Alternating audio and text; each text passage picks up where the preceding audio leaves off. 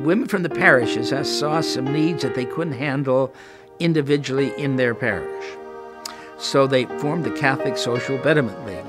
Very profound title that we surely wouldn't use today. But in any event, that's what they called themselves. And so they banded together to do together what they couldn't do alone. You know, Catholic Charities in Spokane actually is kind of a misnomer. We cover a service area that's quite enormous. We reach all the way to the Canadian border in the north, the Oregon border in the south, and the Idaho border on the east, and then the Columbia River on the west. So it's a very large geographical area that we cover. Catholic Charities is such a special place. You know, we have this philosophy that's based in some very basic ideas: respect, compassion, collaboration, and justice.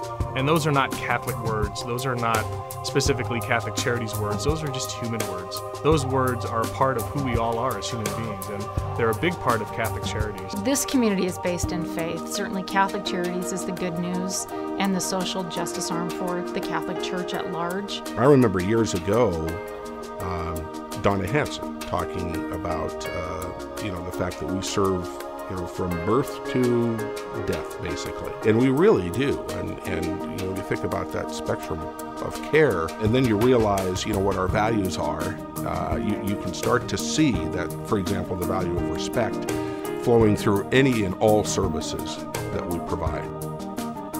Maybe the most vulnerable population that we run into are the population at Catholic. It's a program that values the sanctity of human life, encourages people to choose life, and supports them in that decision.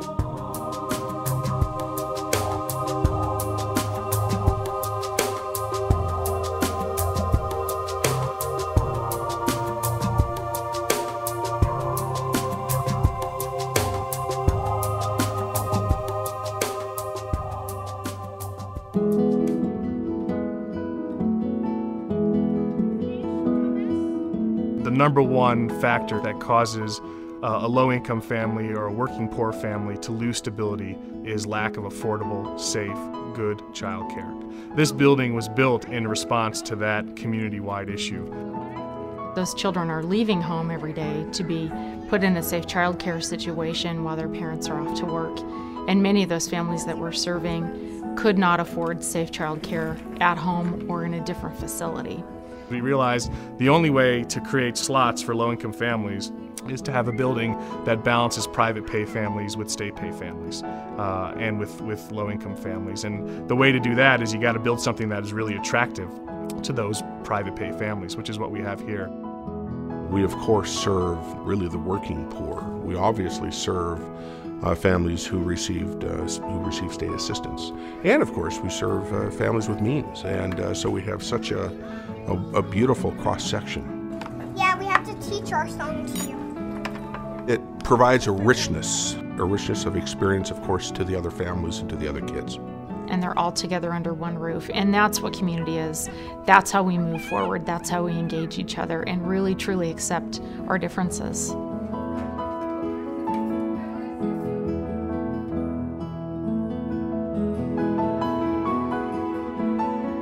Many of the women that we serve at St. Margaret's have come from very, very difficult, personal, challenging situations. Some have come with just the clothes on their backs and have escaped a domestic violence situation, any kind of abuse situation. At that point in many of those families' lives, they are having to not only find housing, but they basically are trying, not even trying to rebuild, but trying to build a life. And we embrace them with boundaries, we embrace them with rules and expectations, but we give them opportunities to grow and to learn and change. There is a goal to stabilize women and their children, to get them into housing, to make sure that they're clean and sober, to make sure that they're able to finish school, get a job, care for their kids, and create good, strong, healthy families. And when you walk in the front door at St. Margaret's, you walk in agreeing to do that, and we're very strict. There's so much support and so much encouragement and so much expertise that most of the women leave there and move into stable housing and maintain their stable housing after they move out.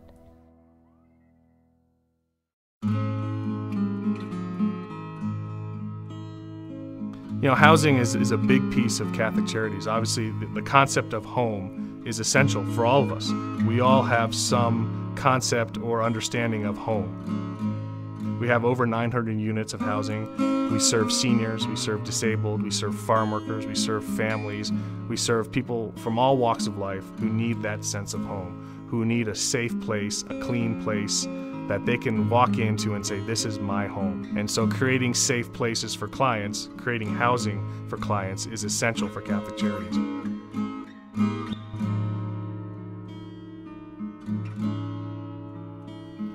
In our senior services program, Home for our seniors is really defined by allowing them to live and age independently in their homes. So through the Volunteer Chore Services program, we have 2,500 volunteers in all of the eastern Washington counties that are helping them stay at home and not go to the next step of assisted living or nursing care.